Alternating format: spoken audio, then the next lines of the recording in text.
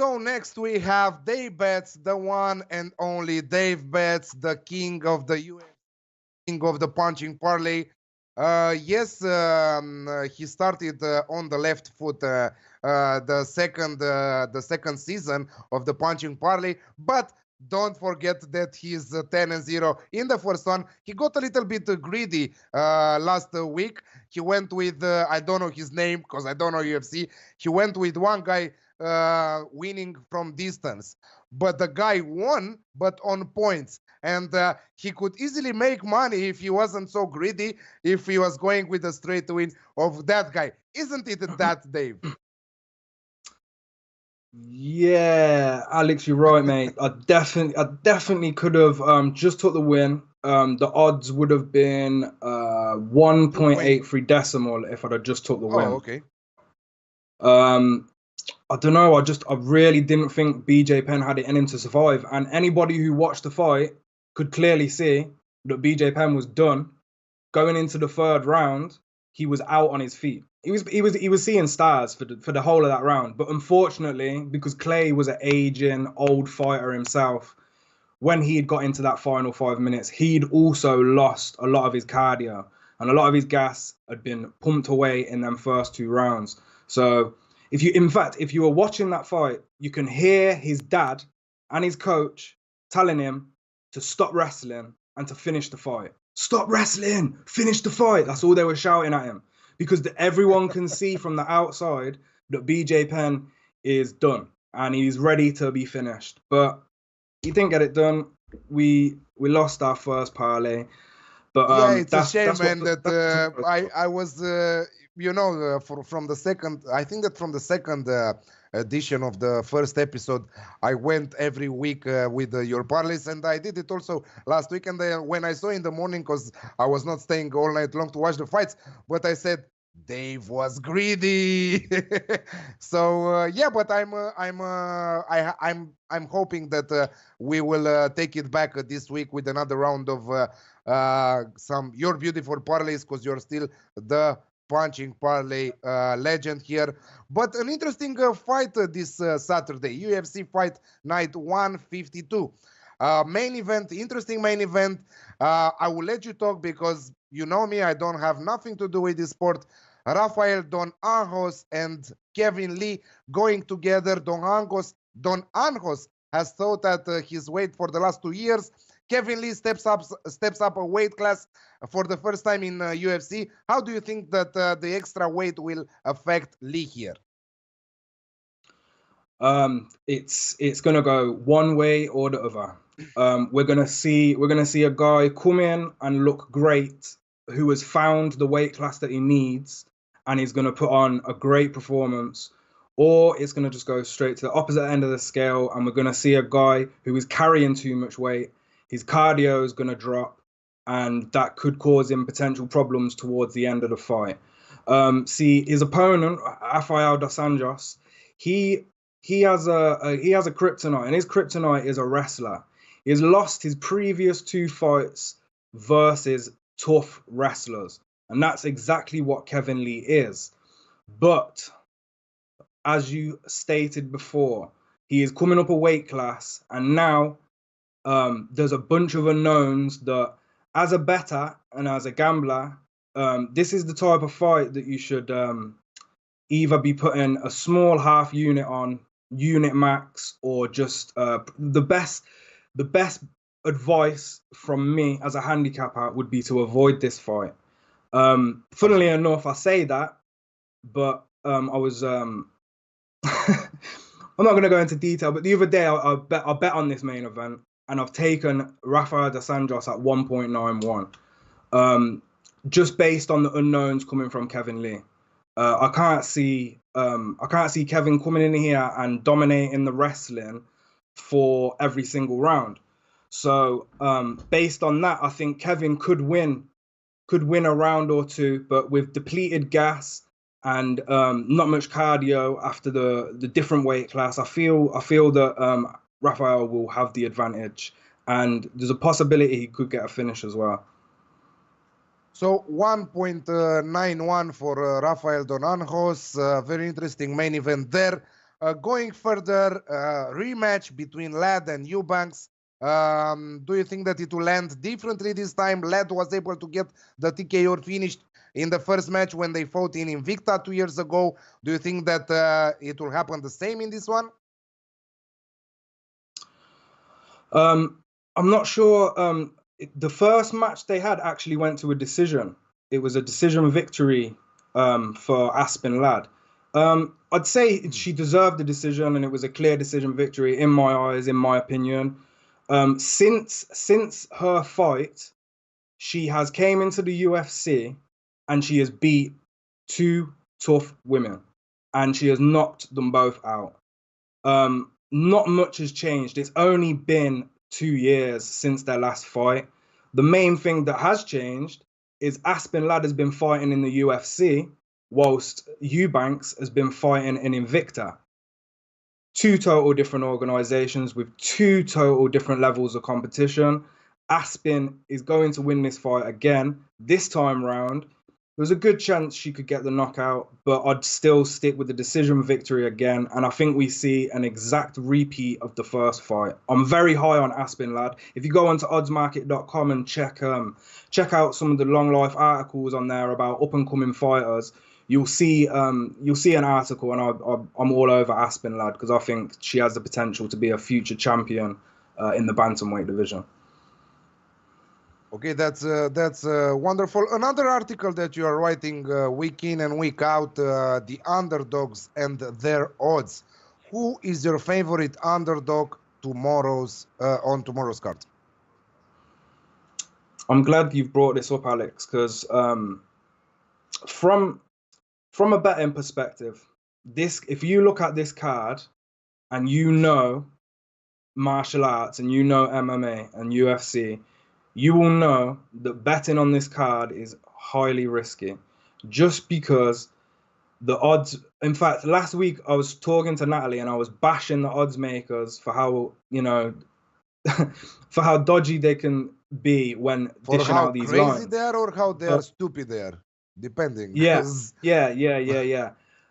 Maybe they heard me. Maybe I don't know. But this week, everything is on point, in my opinion, other than one fight, which would be Ian Heinisch versus Antonio Carlos Jr. Shoeface, his nickname, Antonio Carlos Jr., I think is a lot of people overrate him. I think he's quite one-dimensional, and unless he gets a finish by submission, I don't really think he's going to win this fight. Ian Heinisch is an up-and-comer. He hasn't got the same experience that Antonio has, but he certainly has that dogfight in him, and his price at 2.75, it just all the other odds made sense to me, but this was the one fight that just stood out when I was looking at that card before handicapping and watching all the fight tape. That it was one of them numbers that it just didn't make much sense for me. Now obviously, Ian only has one loss on his record, and that came by submission, which is risky because Antonio is he specializes in Brazilian Jiu-Jitsu. Okay. So it is that does worry me. But if you take a look back in Ian's fights on the ground, some of the transitions and the movement that he has on the ground isn't bad at all, and it's really good, if not just on the same level as Antonio. Call me crazy, but yeah. And when we're talking about underdogs on this card, Ian Heinisch is the only underdog I could pick, Alex, to be fair. I could not find anybody else who was even worth the risk. It's not. It's not a card for underdogs. I cannot call you crazy, mate. I cannot call you crazy because you are eating, sleeping, and whatever you're doing, thinking about UFC, fighting, and everything what you're doing. You're doing an amazing job capping this sport. There are not many people who are capping the same way, and I really appreciate a good capper when I see one. This is why I hate most of the people who are capping 10 sports in the same time. It's just so unfair to see that happening. I'm doing my best with football, and from time to time I'm going with tennis, but that's about it. And you're doing the same with the UFC, with MMA, and you are doing an amazing thing. Lately, I saw you capping also some football championship. I don't know. I didn't check a lot of the action going on that field because I'm sticking with your UFC and nothing else. Just for the finish of the show, please tell us your punching parlay and total odds on, and how many units we are going to put this week on that. Sure, buddy. Yeah, and speaking about handicapping multiple sports, there's a saying over here in England that you're a jack of all trades but a master of none. And personally, I would rather be a master at one thing than try and put my fingers in everything else. I try to learn about all sports, and I enjoy all sports. But when it comes down to giving advice to people where to put their money, I'm not going to be advising people unless I'm putting that money on myself, and that's been heavily researched and heavily handicapped. It's just not going to happen, mate. So yeah, I fully agree on that. But yeah, so we'll wrap it up. The punching parlay this week will be Megan Anderson or Megan Anderson, depending on what part of the world you come from. And she's coming in, I got her at 1.73 on the decimal, minus 137 for the Americans. And she might have dropped slightly, but I don't think I expected her odds to go down quite a bit, but they haven't. So I think you can get her for around a similar price now. See, I'm taking these odds at the start of the week, so they might be slightly different. And then the second leg of the parlay is Davi Ramos, and he was considerably lower in the odds. He was 1.29. But when we combine them together, we get a nice price of 2.23 plus 125. And I'll be staking another 1.5 units this week. But you know, just stake accordingly to whatever your bankroll is or how much money you have. Just always stake accordingly. You don't have to copy exactly what we're doing on the punching parlay or at odds market. You can do your own bankroll and figure out your finances yourself. Everybody has his way of doing it. Yeah, we're doing units. Some of us have bigger money in terms of units. I personally have 50 euros one unit. I'm not going further than that because I have a family and a daughter, and I'm going just for 2 vacations per year. This is my target. Eat exactly what you need. Don't eat more. You know. So yeah, 2 vacations per year is my objective every season with football, and I have that covered for this one and more than that. Just one question before I let you go. In the first season of the punching parlay, you went with 1 unit per week.